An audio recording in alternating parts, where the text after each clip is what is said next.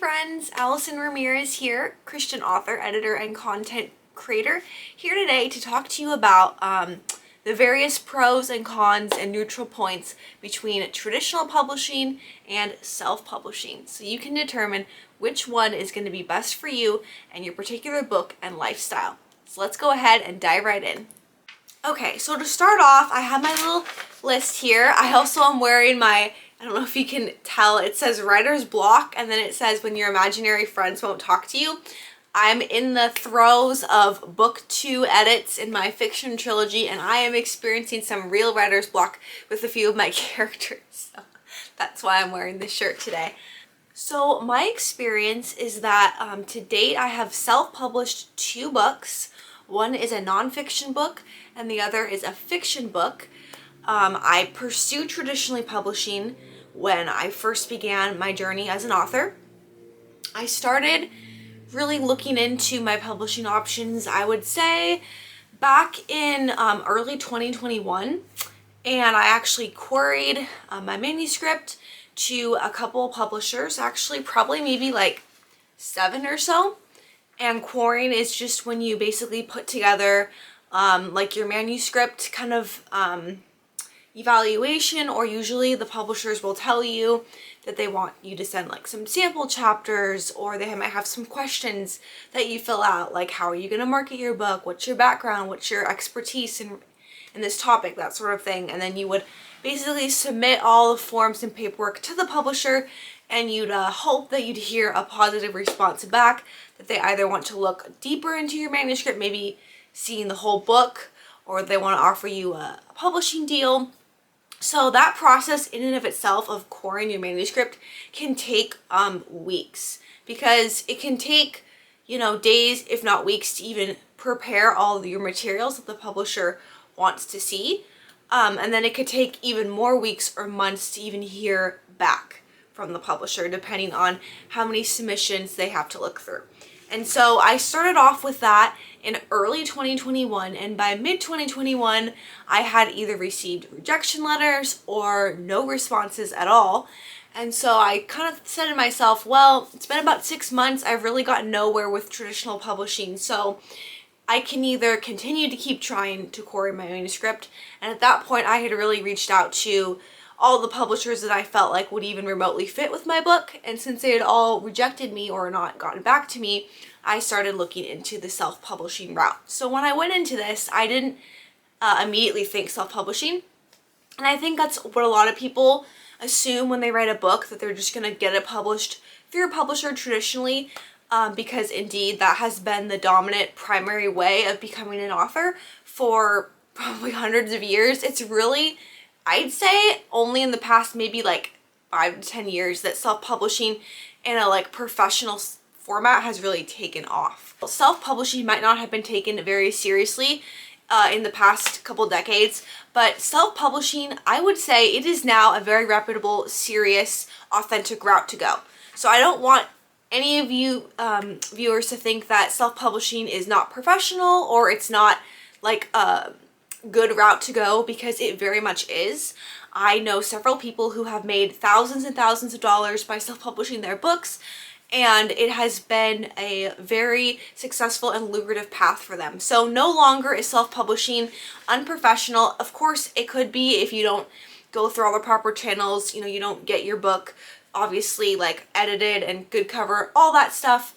You can have a crappy self-published book, but no longer is that necessarily the case. So I'm going to go ahead and start with the pros of both of these approaches to publishing. So traditionally publishing pros is that probably the greatest pro is that you have a designated person and or team working with you to see your book to publication. So if you're somebody, you're working on your first book, you have no idea where to begin or where to start, and you just want someone or a group of people walking you through step by step, giving you deadlines, saying, okay, I need this from you at this time.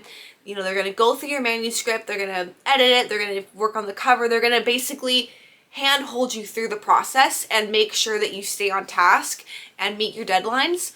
Then traditionally publishing is really great in that sense. However, on the flip side, if you would like creative control, if you want to learn about the whole process, you want to know the, little nits and bitties of of publishing your own book and you don't necessarily feel like you need someone to hold your hand or walk you through everything, then self-publishing gives you that creative control, and it allows you to basically go through it all yourself and figure it out on your own. And that's not for everyone, but if that's more your personality, you might like self-publishing. Or you might like traditional publishing if you like that team of support walking with you.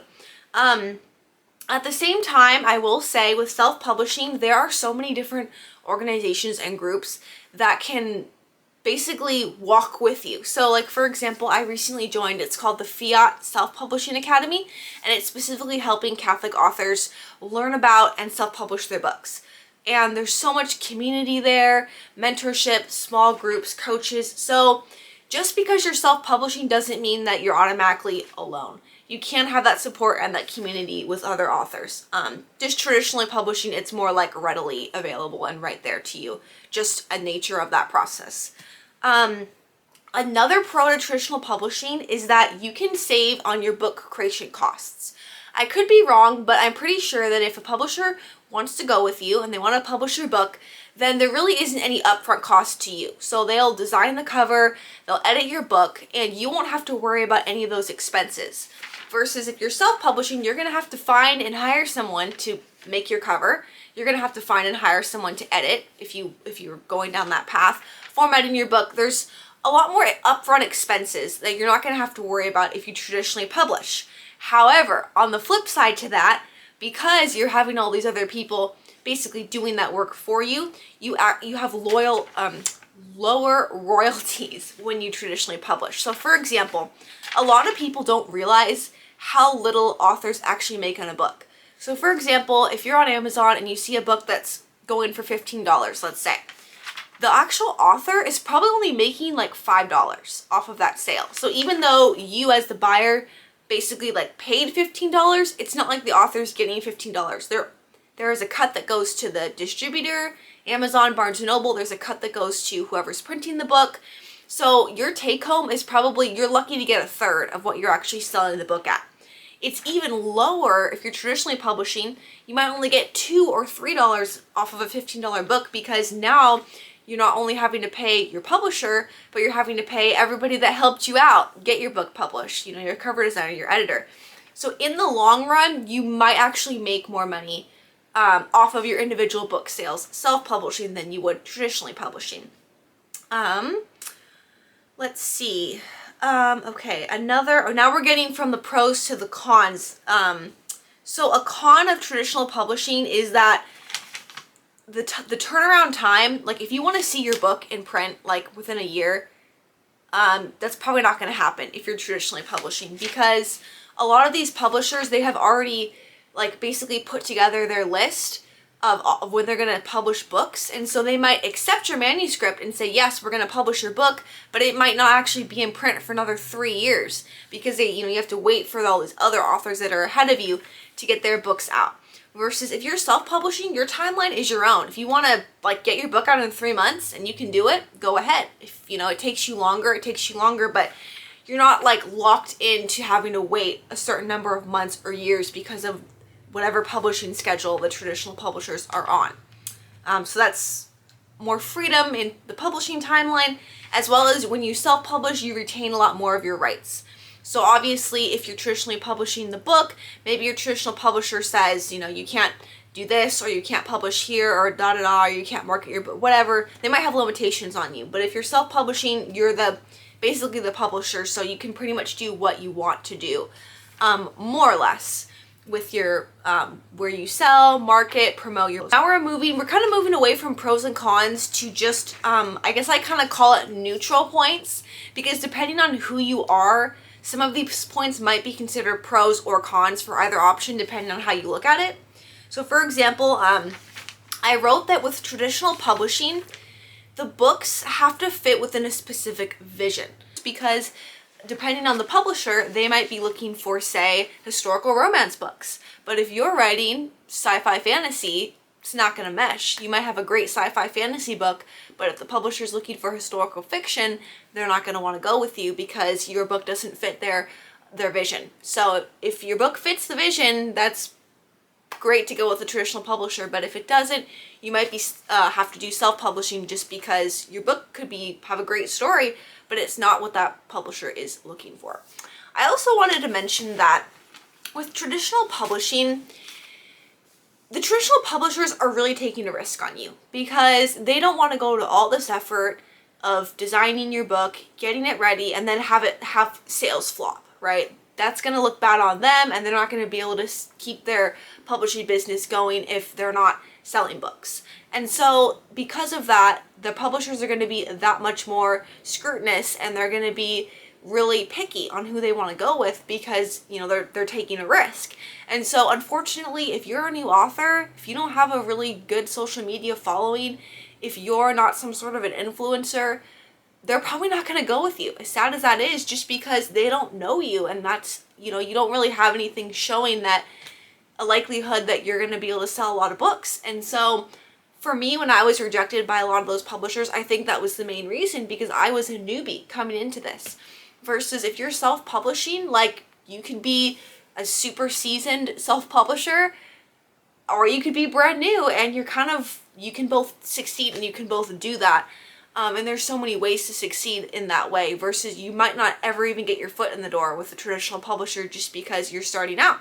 And so I think that that can be really tough for authors because of that selectivity with the books that are actually picked up. If you're writing a series and a traditional publisher picks you up, there's no guarantee that they're going to want to publish every single book in that series. Like, they might just publish the first book, and if for some reason the sales aren't that good, they might not, like, sign you off for the, you know, books 2 and books 3. And then you might be stuck either, like, only have publishing that one book through them, or now you're going to have to self-publish the rest on your own. I think some traditional publishers will, like, pick you up for the entire series, but not necessarily. Like, I'm working on a series right now, and I just self-published book 1, and I'm working on book 2, and then I have a third book that's going to come out either probably maybe later this year or early next year. So there's no guarantee that maybe, depending on the success of book 1, whether or not a traditional publisher would have, you know, continued working with you for those future books or not. Versus self-publishing, you know, it's all your timeline, it's all your decision. So of course you could publish as many books as you wanted in your series, no problem. Oh, I also wanted to touch on marketing, because back in the day, I think that it was seen as self-publishing was a lot tougher, like with marketing, because you had to do everything on your own, versus traditional publishing, you could rely a lot more on your publisher to do all that promotion and marketing for you. But that is no longer the case. Nowadays, traditional publishers expect you to take on so much of the marketing and have a platform and an influence. So honestly, it doesn't really matter if you traditionally publish or self-publish, you're still going to have to do a lot of marketing. So either way, you know, you're not going to escape it. Okay, another point that I'm just going to touch on it. I'm not going to go in depth because I'm honestly still learning about this. When you're self-publishing, you're considered a business publishing your books, operating as a business because you're putting out a product that people are purchasing. I don't really know. I'm still learning the ins and outs of what that means to be a business as a self-published author. I have no idea what that looks like traditionally publishing. Like, are you also considered operating as a business if you're going with a traditional publisher? I'm not sure. I would just say make sure to look into that either way so you understand like what that means to be operating as a business as an author. And even when along your journey, you would even need to consider that or need to do that. So maybe more to come on that in a future video, but that's everything I had today on my list. I hope that you found these insights helpful. Again, I know people who have traditionally published and had great success. I know people who have self-published and had great success. So it's not like there's a one route that's for everyone. These are really your two and only options. You're either going to go with a publisher or you're going to publish yourself. And so, yeah, I hope that this helps you discern and decide maybe what's going to be the best route for you. Best of luck with your book project or projects. I hope you have a great day, and I'll see you next week. Take care.